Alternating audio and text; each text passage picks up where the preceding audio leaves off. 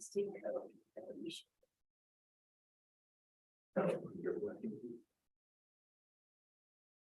Pause for just wait. Just declare that we want to opt out.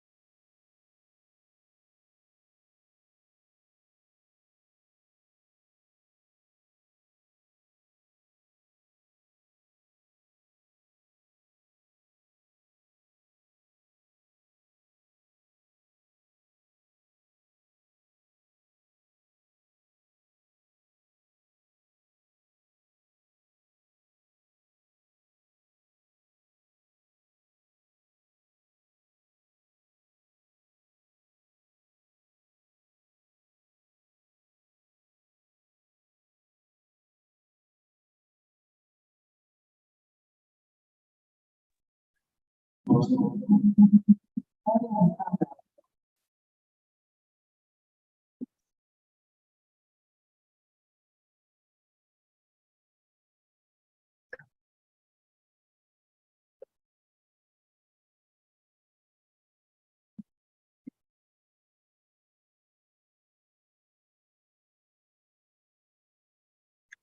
we're good?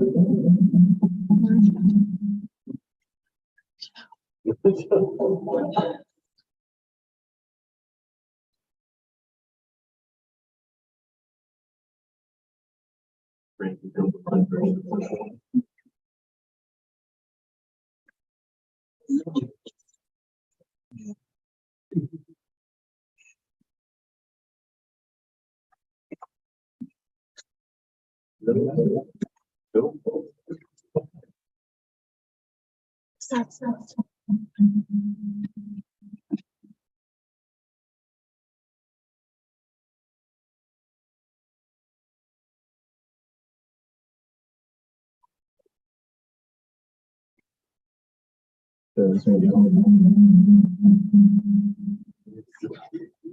Yeah.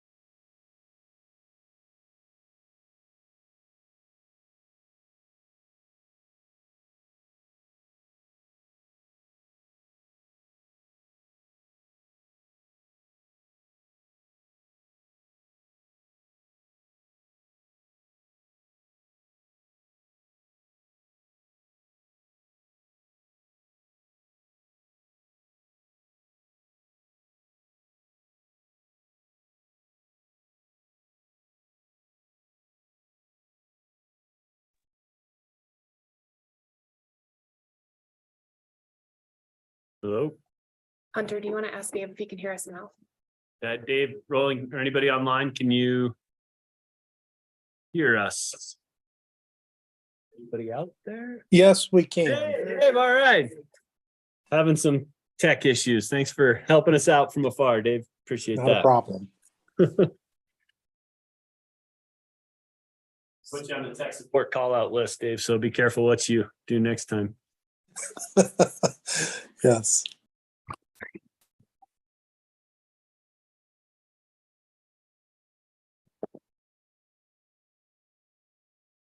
Yeah. There we go.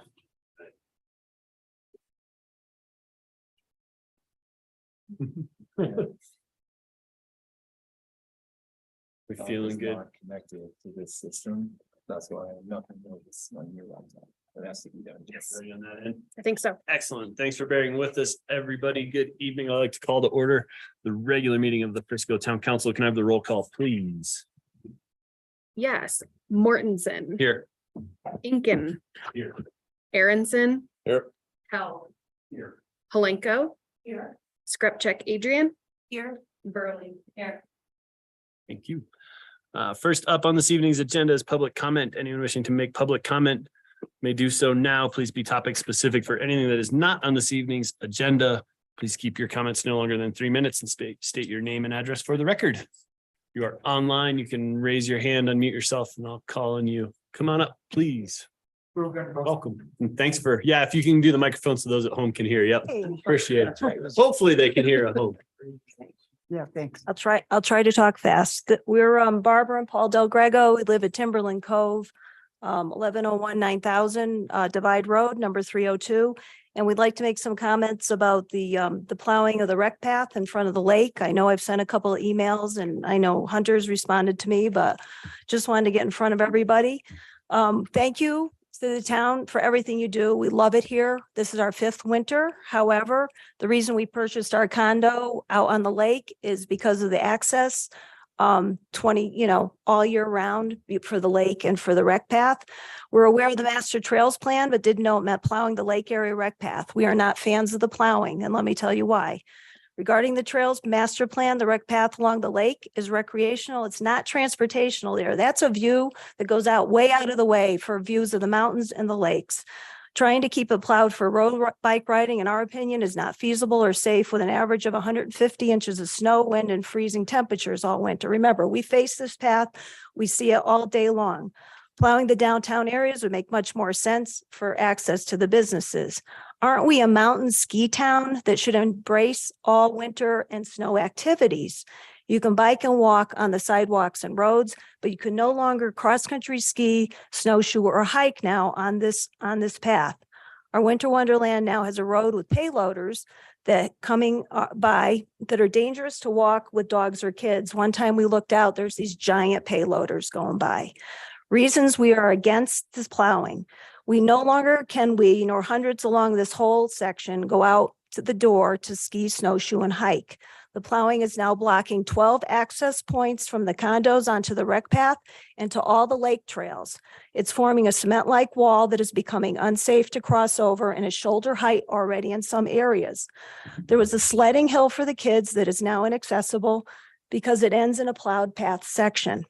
The side rec path next to our condo is a constant sheet of ice. In the past, walking and snowshoeing has kept the rec path much safer to walk on. We have seen 2 bike riders fall on the ice recently and a skier fall trying to get over the snow wall. The bridge is currently very icy. Now these are my questions I'd would like to have addressed when you can. How much does the plowing, this extra mile and all the snow blowing cost the town in taxes? And if it's essential that it has to be plowed, why can't half the path be groomed with a ski trail and the other half be plowed for walking to allow all winter activities to continue? Why weren't current winter rec path users considered and how the plowing is being done? Why can't the plowers, snow blowers from the bridge keep access points open? Don't say it's because Denver water property, but it's our snow we're putting there. The town of Dillon keeps a groomed area on the lake open. And if we can't why can't we make a path through the plowing?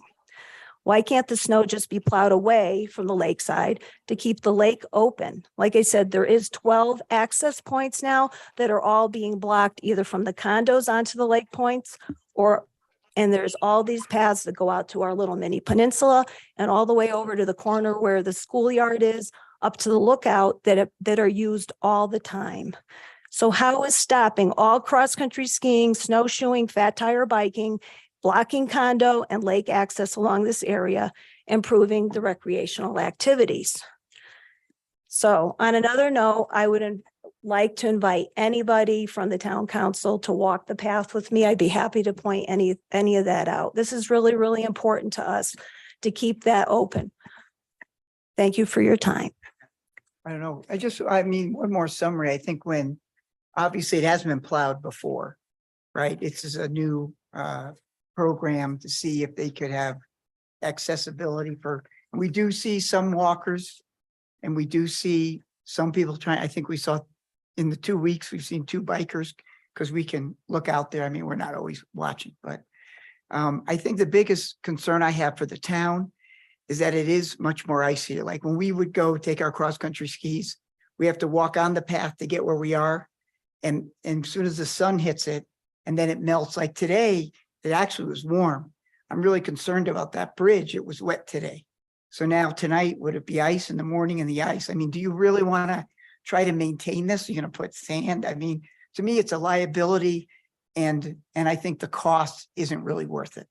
That's, I think, really is the main summary that we'd like to get across to you.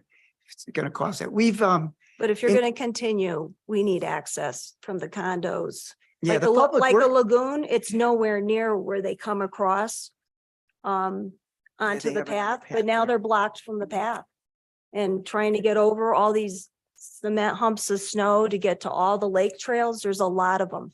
And now it's really Now, difficult. prior to that, if you plow like on Divide Road, it creates a bank that you can't get access to it. So if they clear that to just get to the path, even though it's still snowy, I think to us, that's what should be done. Because that's what was happening before that access.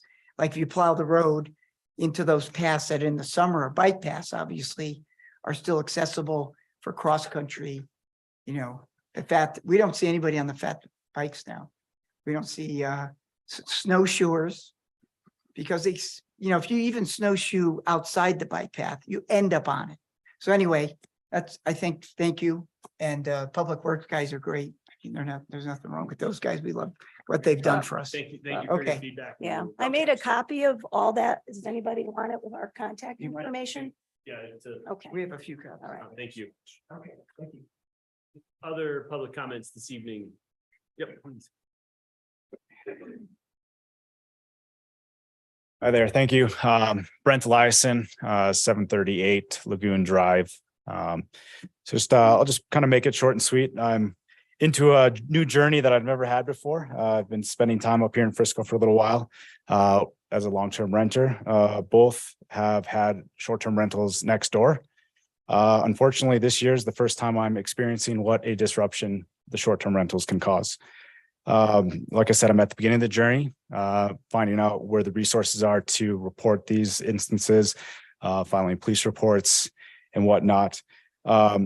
And I'm just wondering what's next. Hopefully I plan on staying around here longer, and this resort community and short-term rentals won't end up driving me out to another area where there aren't disruptions. But as I'm going through this journey, I'm discovering there are the complaint forms online that I've issued through Summit County. I'm wondering if those are available publicly in a redacted form that the community members can start looking at. And if there is Frisco town specific ones that are available in a redacted form that can be shared publicly, because I think the short-term rental problem is actually a lot bigger than what it seems. When we had short-term rentals that were next to us that were good, it didn't seem like an issue. And I thought a lot of people were just making stuff up and complaining, but experienced it firsthand time and time again. It's becoming an issue, and we're actually looking to relocate ourselves out of our property, not give our revenue to our rent money to someone that's lived here before, and we might move somewhere else. And this is something that we don't want to do. We have a person that works in the community as healthcare. I work remotely, so I have other options, but this will be displacing a community worker in the town of Frisco. And then next up is just, if I want to become more involved in the community, have some influence on ordinances, regulation, and feedback into what short-term rentals mean for the town of Frisco. I certainly like to know what that is. Also, take a very common sense approach with, obviously there's economic, advantages for the community, but that comes at a social price. So where's that line? How much do these 900 short-term rentals actually generate for revenue for this for the town, and does that weigh in our favor? That's it. I'll keep it short and sweet, but like I said, it's a journey. I know that the ski season is still long ahead of us, and there certainly will be more disruptions. Thank you. Appreciate that. And I would say on the getting involved, we always appreciate any public comment and folks wanting to be involved. So definitely, I think I would speak for myself. The best way is email us. Our emails are on the town website, and that way we can exchange phone numbers and then go from there and continue conversations and dialogues like Barbara and I've had. And I'm happy to reach out to you as well, and probably the rest of council. So excellent. Thank you for that. Yeah, thank you.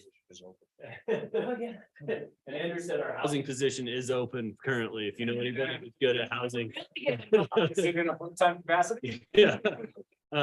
And I'd also always reiterate, if there's any noise complaints or anything and within town with anything, short-term rentals or otherwise, that always reach out to the non-emergency line to the and have alert our PD. It's the best way we can stay in touch with what's going on and address issues in real time. So 668-8600 is that phone number, and that helps us be aware. So Yeah, I have done that. Yeah. I've tried to take a more neighborly approach to resolving the issues, but that can only go so far if there's not respect on the other end. So. anyone else wishing to make public comment this evening? Seeing anyone online or in chambers, I will close public comment and move on to mayor and council comments. And I will start by welcoming Stacy to her first in-person meeting. In the clerk's role, we're really excited to have you here. I'm excited for the future and all that you're going to bring to this town and this council. And I'm so welcome and glad you're here and looking forward to what comes next. So Thank you. I really appreciate the public comment about the plowing, but I did want to share on the flip side, somebody who lives in Drake's Landing who reached out to me and was very appreciative and uses the rec path more and wanted me to give kudos to Public Works for that. I do think a lot of the suggestions tonight can be improved in terms of access and making sure that it's not just the path that's plowed, but there's accessibility and stuff. But I did just want to relay that from another resident in town, that they felt like they saw more engagement out there than before. So I know everyone has different experiences and perspectives, but I appreciate you guys coming in tonight and sharing yours as well. I just want to at least acknowledge, I mean, a lot of good things going on in the town, and it's become noticeable that our hiring crisis has diminished by the amount of work that's obviously getting done with removing snow and in a couple of other areas of especially Public Works, because that's the most visible, but to pass on to however you can, but it's noticeable that stuff's getting done at a level that we hadn't seen in the last couple of years. So thank you to whoever's doing all the hiring and to the people who are doing all the work. Few more along the lines of kudos.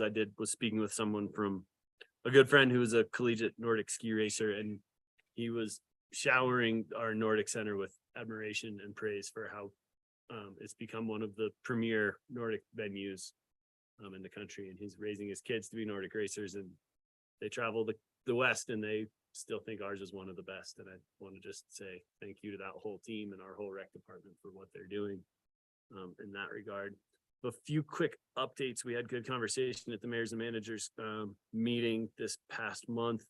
One, harkening back to a past meeting with our legislative policy, there's some bills potentially coming to fruition in the state level that I think we want to be particularly observant of, that could overrule some home rule authority, land and code planning that could be pretty impactful. I think they make sense for the Front Range, but as they're being discussed now, could impact a lot of what we're working on keeping the community nature. So Tom and I are aware of that. We're keeping an eye on it, but I think it goes back to make sure we have good relationships and stay in touch with what's happening in the Denver area as well. And then another one locally is lots of continued discussion on the landfill, which, as we all know, has a lifespan that's coming up a lot faster than any of us want to agree with. And good conversation with the county around looking towards doing some construction waste recycling and diversion and what that looks like. And then kind of morphed into a conversation around pay as you throw. And I think we'll have probably more conversations around trash and the scrap and diversion and how we can best extend the life of the landfill and be good community members at the same time. So stay tuned for more to come on that. And I believe those were the main topics at the mayors and managers. So, yep. I just want to continue on the Nordic Center. If you're unaware, the Summit High School team is the defending state champions in Nordic. They intend to repeat this year. We are fortunate enough to be hosting the high school championships here in Frisco. As I stated a few times this week, it's the high school mountain bike league and the high school Nordic championships being hosted out at the peninsula they're my two favorite events in town, maybe other than spontaneous combustion. But it's wonderful. It's all, yeah. So keep an eye out for the Summit High School Nordic team even if you don't have a kid, the vibe out there is phenomenal for those races. So Nordic is coming, and let's show our guys and gals the support they deserve. Thanks. What day is that? They just had their second meet, so it's in a few weeks. I'm not 100%. Go to the website for more information. Yeah. I don't know whose website, but somebody will have it on there. Next up, any additional staff updates this evening, Tom, that weren't in the memos in the packet? Great. Next up this evening is the consent agenda. Mr. Mayor, I move that we approve the consent agenda. Been moved to approve the consent agenda by Mayor Pro Tem Inken. Is there a second? Second. seconded by Councilmember Burley. Is there any discussion on the motion? Call the question, please. Sure. Burley, Yes. Heck Adrian, Yes. Oh, Yes. Held, Yes. Aronson, Yes. Incan, Yes. Mortensen. Yes. Passes. Next up under new business is agenda item number 1. This is the first reading of ordinance 23-01, establishing the Frisco Arts and Culture Council. Public hearing. Welcome, Vanessa. Mayor, Council, thank you. Okay, quick recap. November 2021, stood in front of council and there was a discussion regarding the path forward for arts and culture. At that time, council gave direction to embark upon a strategic planning process and said, hey, hold off on forming an arts council. So part of that strategic planning process could be best practices for an arts council. We went forward with that process. It took about 9 months, appeared before council in December with a draft of that strategic plan, which was approved tonight through resolution on the consent agenda, and was told at that point, return with an ordinance for an arts council. And so here we are. Some of the more salient things in the ordinance, 7, and thank you to Attorney Renaud for drafting that ordinance. I gave him hints, but he certainly went with it. And some of the salient things, 7-person is what we're proposing. 5 of those people would be either residents of Frisco or own a business here in Frisco, hold a business license in the town of Frisco. 2 of those people could be, lack of a better term, at large from the community. It doesn't have to be that way. All 7 could live here in the town or own businesses. We would limit terms to a total, we would limit the amount served to 9 years with a break of 365 days if you wanted to get on the council again. Terms would be staggered to begin with so that not everybody leaves and needs to be reappointed 3 years later. And that's all laid out in the ordinance as well as the memo. And then there are some requirements for attendance. We did try to, Thad and I talked through this. We did try to respect the fact that people have a lot going on in their lives. We did not we said quarterly meetings in the ordinance. We anticipate it would be once a month. When we advertise for these council positions, we'd say once a month for at least 2 hours. But I would say that really will depend on what the needs are, and we won't meet just to meet, obviously. Some of the first things that this council will take on, and this is less ordinance and more the administrative portion, is really looking at the arts and culture plan and figuring out the feasibility of all of the things proposed for the next 5 years. And really that would help guide them in their steps forward. We have a $75,000 budget for arts and culture for that you approved for 2023. And so there's some really cool work to be done. And I think an arts and culture council will have some really exciting things to work on because of that strategic plan and because of the budget. One of the questions in here is really whether or not we should also add a council member to the Arts and Culture Council, as you saw in the memo and in the ordinance. Thad and I left it in there for you to redline as needed. And that would be a voting member who would sit on the council, who you would appoint to the Arts and Culture Council. So that was one of the things that is really a salient question, whether that's something that you want to have on that Arts and Culture Council, somebody from town council on there. Beyond that, it's a fairly straightforward and really very exciting. We have a lot of creatives and people who are really interested in the arts in this town. I don't think we'll have a problem filling 7 positions. So the question is, one, would you like to move forward with this ordinance? What changes need to be made? And would you like to have a council member sitting on the Arts and Culture Council? That on the procedural side of it, or the wording on the council member to sit on there or not? You just want to kind of word that as we go and It's, Actually. it's in here.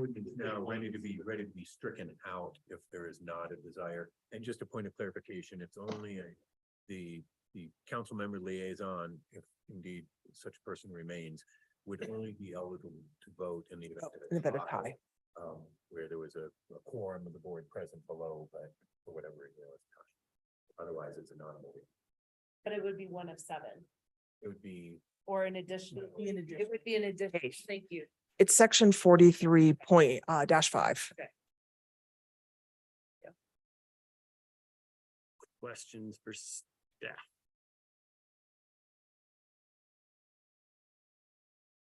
And I'm not sure where this plays in, I'm sorry, and I don't have a strong opinion on council, but I'd sent over a note on, there's just terminology, and I don't know if this is the right time to bring it up. 43.1, creation and purpose.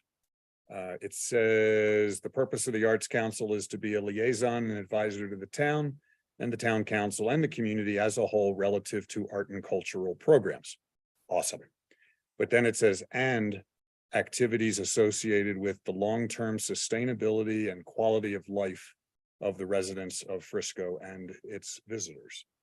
Which, probably a question for me. That was my drafting. That was my language.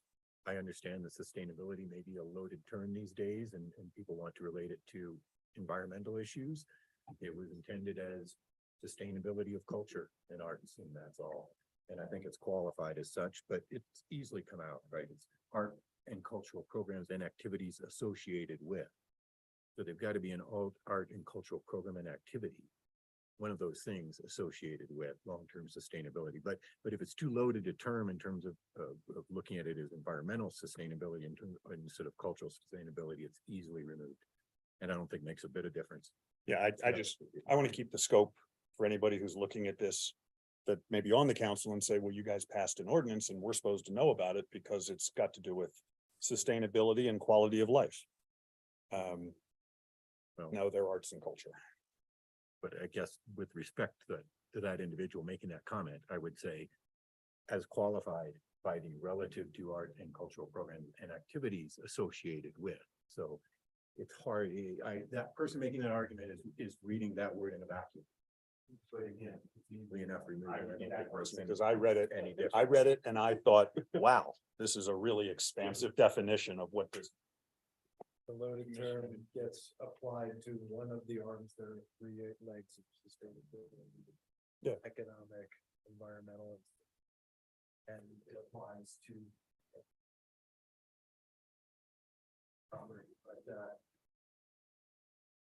buzzword. Fine. I will bring back a version of that sentence that makes sense without the word sustainability. And I'm sorry to nitpick, but they're also, this commission is not the quality of life commission. This is the arts and culture. So. Again, just the quality of life language either. no, I don't. Because if it's quality of life created through arts and culture, that's great. The whole relative to arts and cultural programs and activities associated with the quality of life of the residents of Frisco and its visitors. And it's qualified, I think, by, it can't be about the quality of life except as it relates to art and cultural programs and activities. As long as it's. I mean, we can end it with just arts and cultural programs and activities. It says the same thing. I think that's very clear. Everything else just adds confusion. Welcome to the world of lawyers. I was gonna say, I'm indifferent either way, because I think we get to the same ends. Council's good with those. Other questions before we go to public comment? Open it up for public comment at this time. Anyone wishing to make public comment on this agenda item may do so now. If you're online, you can raise your hand, unmute, call on you. There's the public comment, we'll close public comment and back to council discussion. I had a question, I gotta get back to the wording, and now I'll bring up the wording thing, or at least the council representation on there. There is a raised hand. Oh, was there raised hand? Oh, sorry, David, I missed you. We'll come back real quickly. No, I just couldn't get through the interface to raise it fast enough. That's I would fine. just, to the suggestion of a council member being on the Arts Council, given the fact that the wording that was read about the Art Council consulting with the town council, see that as a bit redundant. That's all I wanted to share. Thanks, David. Appreciate that. And my question is is this something where I think if there is a council member who wants to be appointed, I would be happy entertaining that, but I don't think this is something where I think we always should have an appointed council member, because it might not be future councils that have the bandwidth, the interest, the passion. And I know pretty safe to say that I think this sitting council has that passion and bandwidth, but I think I'd like to leave it open that if a council member wanted to be on this committee, they could, but I wouldn't want to write it in that we always had to have a council representative. Back to David's point that they will still always be coming back to council with recommendations and suggestions. So I'd like to actually open it up a little bit where we could have a council member as a part of it, but doesn't have to have someone there. Yeah, one thing that I'm thinking with that is that, if we have a town council member on that council, a lot of the communication and reporting can be done amongst the council members instead of just getting one big presentation having to explain. Yeah. I don't know, because I don't quite know where they're going either. I, just with some recent, experience, related to recycling and landfill conversations, I will say that it's very effective to have that liaison who reports more in real time than those one-off presentations, and I would be in favor of having a council member who's a standing liaison. It's a much more effective, process. It doesn't necessarily have to be somebody who's actively involved. It could just be somebody who's kind of gathering information and disseminating it on the rest of council. And having the tiebreaker vote. So really. Okay, that's the conversation I want to hear. I'm good with that, leaving them on there. I'm sorry, Rick. I'm just curious about, like, we don't have anyone on planning. Different. Yeah, but the planning different commission, legislative. yeah, It's the quasi judicial decision making that then come on Right, appeal. because if then there's- we so there's can't some do that, issues, right? yeah, that get involved. The That only, makes complete sense. and although you might have a participating member in terms of conversation, that member would never have expressed a vote in the exception of a tie matter. I would hope that wouldn't then come up to the council on a tie breaker vote. and it also goes the other way, that person can relay council's direction in real time too, so it's not just these quarterly meetings that you get an update every third quarter. It's just more effective. I'm good with that. I would agree in this particular instance, and I would like to say without the quasi judicial responsibilities, it would be nice to have a council member that could take part in the planning commission, but we can't. Right, so just to be able to relay, sentiment or whatever. So I'm interested in having a council member there. I think if you- That way, somebody else is very welcome there, anybody else is welcome to. Get through second reading first, and then we'll have the fight over who gets to be on there. But, at least, I'm also with you as far as that future councils might not be interested in being part of it, at least in getting this established and, guiding the direction that we're looking for. I think it's important at this point. Good, totally agree. Good conversation. Thank you. Any other thoughts? Motion. I do have direction for second reading changes, so if you care to pass it as it exists right now, we'll come back Okay. and I'll explain those changes. Pass as is. Great. thought Liz would want to take it, but, Mr. Mayor, I move the approval of agenda item number 1, first reading ordinance 23-01. Been moved to approve by Councilmember Burley. Is there a second? Second. Seconded by Councilmember Scripsack. Adrian, is there any discussion on the motion? Call the question, please. Mortensen, Yes. Aronson, Yes. Held, Yes. Incan, Yes. Polino. Yeah. Adrian, Yes. Burley. Yes. Thank you. Thank you. Thank you, Vanessa. I need a sip of water for this next one. Next item, is Drafted the title. I just gave a head nod. Where's the other? is agenda item number 2. This is first reading of 23-02.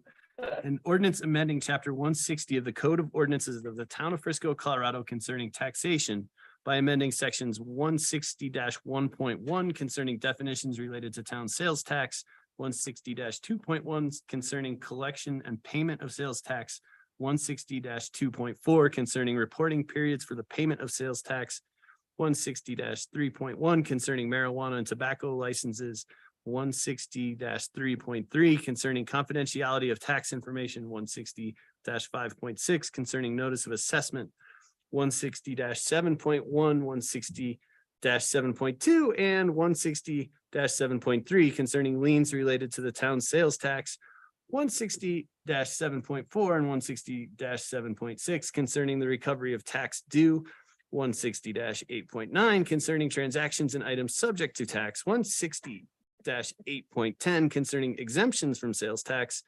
160-27 concerning the legislative intent related to the town's lodging tax, 160-28 concerning definitions related to the town's lodging tax, 160-35 concerning the payment of lodging tax, 160-36 concerning excess tax related to the town's lodging tax, 160-42 concerning confidentiality of tax information, 160-45 concerning recovery of taxes, penalty, and interest, 160-46 concerning liens relates to the town's lodging tax, 160-62 concerning definitions related to the town's short-term rental property excise tax, 160-63 concerning imposition of the town's short-term rental property excise tax, all in order to, wait for it, simplify, standardize, and make more efficient the reporting and payment of sales, lodging, and short-term rental taxes collected by persons and entities defined herein as marketplace facilitators, among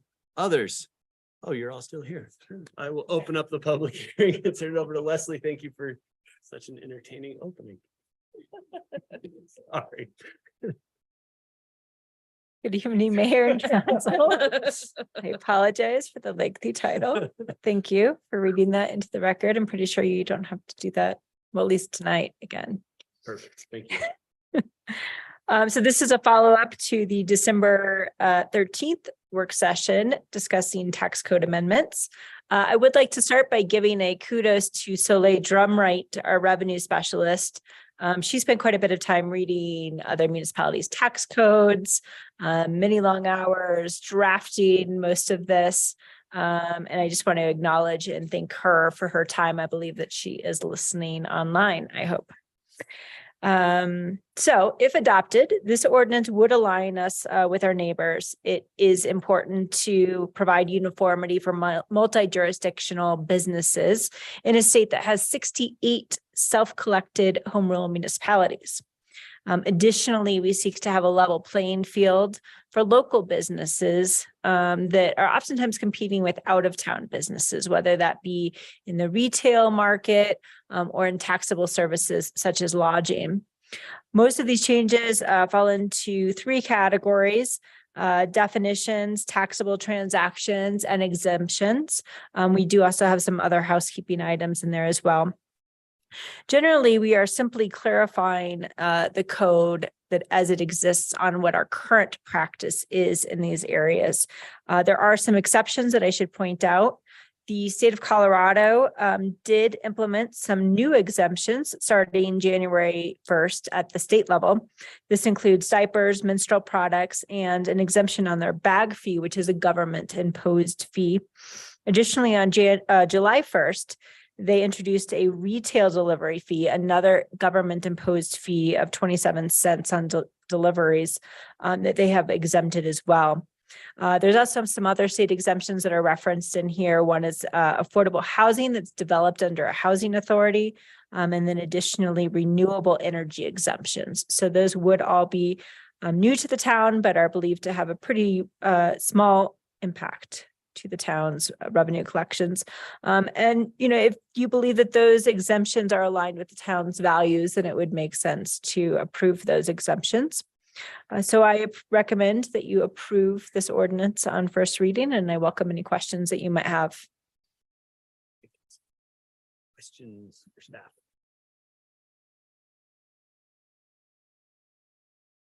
No questions. Go for public comment. Anyone wishing to make public comment on this agenda item may do so now.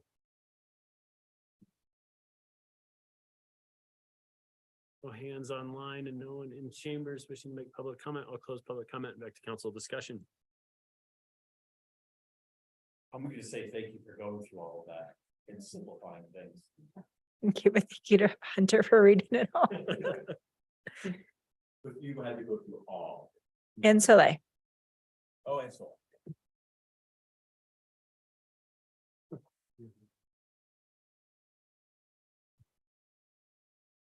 And so, So, well, since I don't have to read that title again. yeah. Mr. Mayor, I move that we approve agenda item number 2, the ordinance 23-02. Been moved to approve by Councilmember Burley. Is there a second? Second by Councilmember Holenko. Is there any discussion on the motion? Call the question, please. Burley, Yes. Check Adrian, Yes. Malenko, Yes. Hell. Aaronson, Yes. Inkin, Yes. Mortensen. Yes.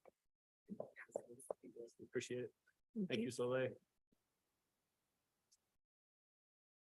Next up on the agenda is adjourn.